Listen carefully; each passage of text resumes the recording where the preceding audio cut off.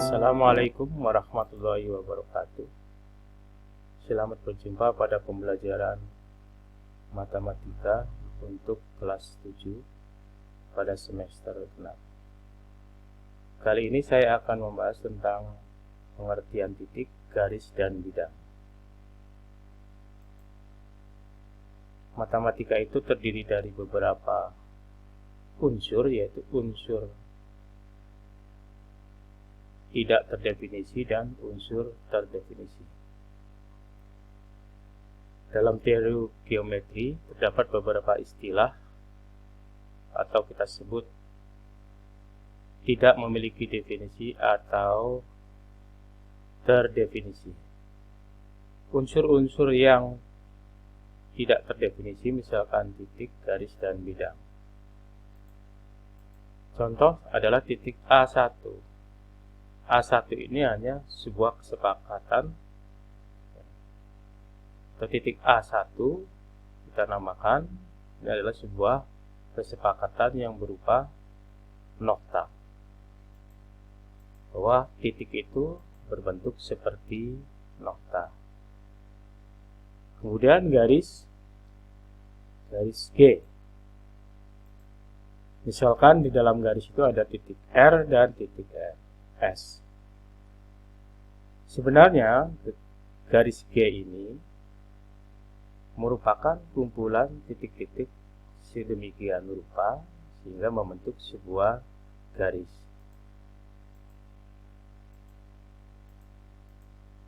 Kemudian bidang P. Bidang itu terdiri dari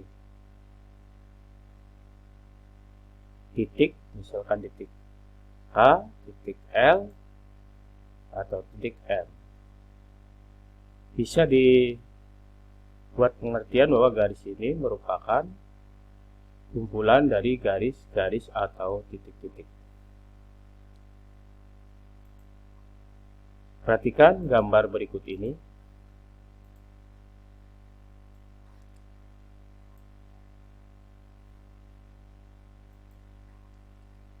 Dari gambar tersebut, kita pahami bahwa sebuah titik T, titik A, B, C, D, dan E yang terletak pada suatu bidang datar yang sama,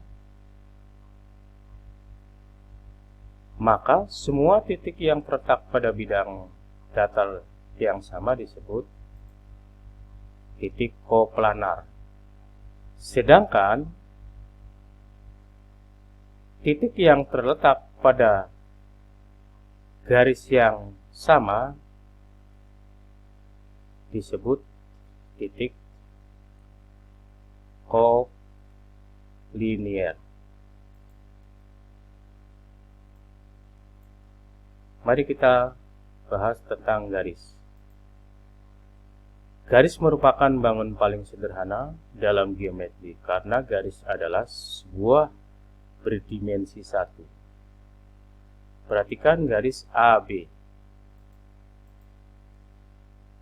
Pada garis di bawah ini, titik A dan titik B dapat dibuat sebuah garis lurus AB.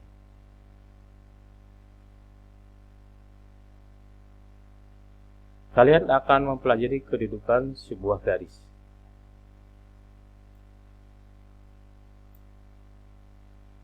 Kedudukan sebuah garis. Misalkan dua garis yang sejajar.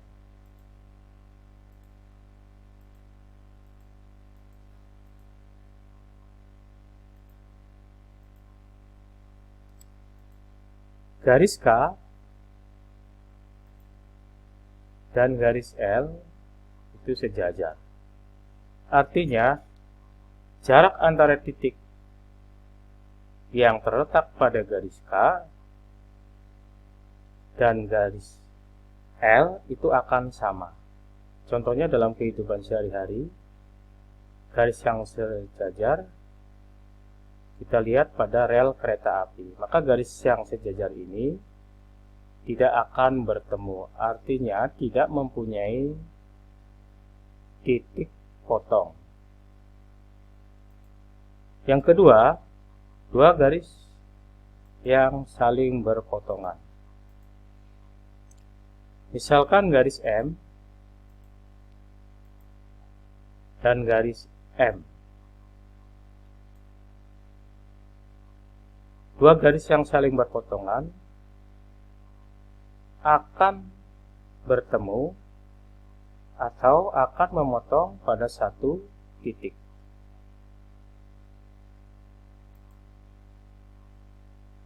Yang ketiga, dua garis yang saling berimpit.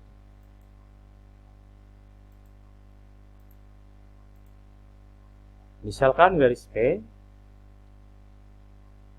berimpit dengan garis U.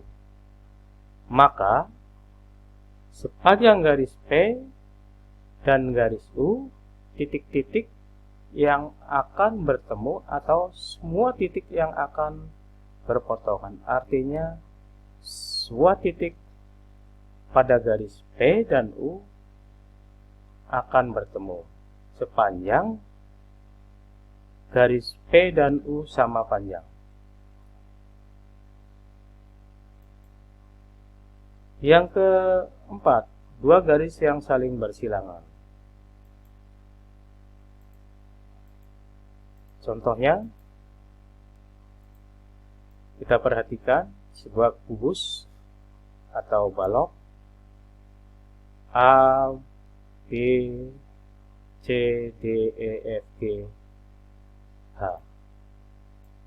Contoh garis yang bersilangan, garis AC itu bersilangan dengan FG. Garis yang saling bersilangan itu tidak pernah berpotongan karena tidak terletak pada satu bidang. Garis AC itu terletak pada bidang A, B, C. Sedangkan garis FH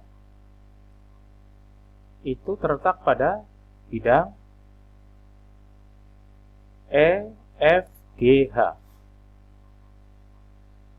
Pengertian garis yang saling bersilangan apabila tidak terletak pada satu bidang. Demikian, semoga pembelajaran ini bermanfaat. Assalamualaikum warahmatullahi wabarakatuh.